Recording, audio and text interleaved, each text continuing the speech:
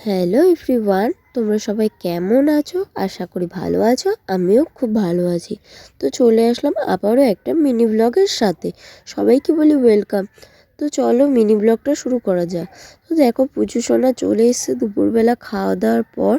তোর মা খাইয়ে দাইয়ে দিয়ে গেছে। অন্য টাইমে আমি যাই ওর সাথে দেখা করতে, আর পুচু সোনা চলে এসেছে আজকে আমার সাথে দেখা করতে।